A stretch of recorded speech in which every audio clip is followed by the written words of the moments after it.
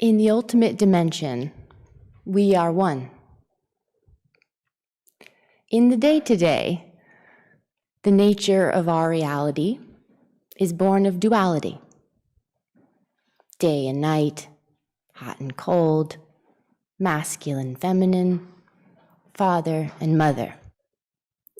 The principle of birth, old age, sickness, and death operates like the spring, summer, autumn, and winter. That the principle of cause and effect operates like the alternating predominance of yin and yang, and that is perfect and complete, utterly impartial and selfless. The Ilwan Song, Chapter 5. Sometimes, talking about duality feels like an exercise in semantics. But at others, it feels essential to our human experience. So when we talk today about the Great Mother, know that in the ultimate dimension, we're talking about us all.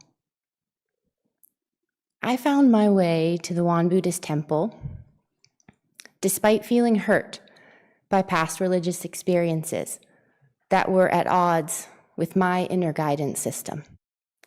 The genderless, non-personified symbol of Ilwan Song, the one circle image, is nebulous enough for my intuition to accept as a symbol for everything that binds us. Ilwan is the realm of samadhi, beyond all words and speech, the gateway of birth and death that transcends being and non-being, the original source of heaven and earth, parents, fellow beings and laws, and the nature of all Buddhas, enlightened masters, ordinary humans, and sentient beings. The Ilwan Song vow.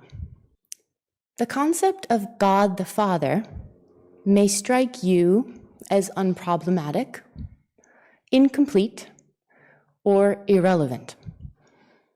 With that being said, today I'd like to talk about the father and mother in terms of archetypal symbolism. You might be thinking, today's Mother's Day, not Father's Day. You will see that this is exactly my point, so don't worry.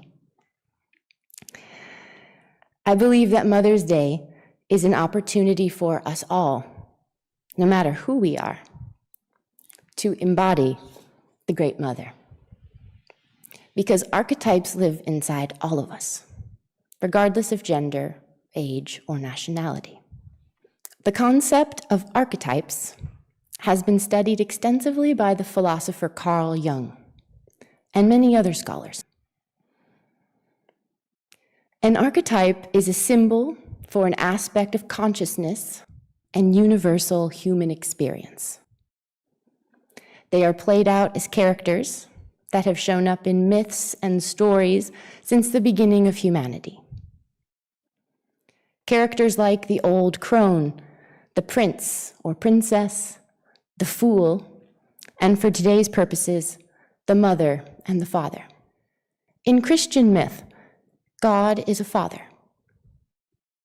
Countless hearts and minds around the world invoke the name of the Father daily.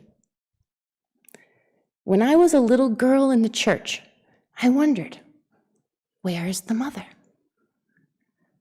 Now, I still wonder, what impact has mass invocation of the Father alone had on our species?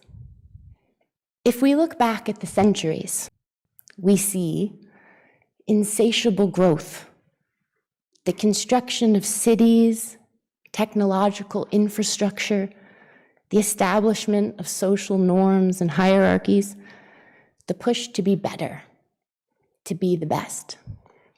In principle, these attributes are not bad. Yang energy at its best builds civilizations. At its worst, it allows power over mentalities to thrive. In myself, I see the workings of imbalanced yang energy at play. Women and men alike, all around the world, have been steeped in imbalanced yang energy for centuries. What would happen if we invoke the name of the Great Mother? Not because we think there's a lady in the sky, but because the power of the archetype, the power of yin energy, may be just what we need to guide us at this time. Unlimited to the concept of Mother Earth, yes, Mother Earth, which sometimes refers to nature alone, open to the Great Mother that is among us and within us all. To me, yin energy, the energy of the Great Mother, shows up as integration of all knowledge and practices, not endless perceived progress and one-upmanship. It's slowing down, not speeding up. It's nurturing, not dominating. It's the power with, not the power over. Master Sotaesan speaks eloquently about the concept of mutual benefit between people and nations. That reminds me of power with yin energy dynamics. He says, if we show gratitude to fellow beings, then all fellow beings, moved by acts of mutual benefit, will love one another and rejoice with them, so that I personally will also be safeguarded and honored. And there will be love between individuals, friendship between families, understanding between societies, and peace between nations, so that ultimately we shall have an unimaginably ideal world. Meditation can help us come into balance between our masculine and feminine, yang and yin energies, allowing us to take action with equanimity as we settle into our true natures.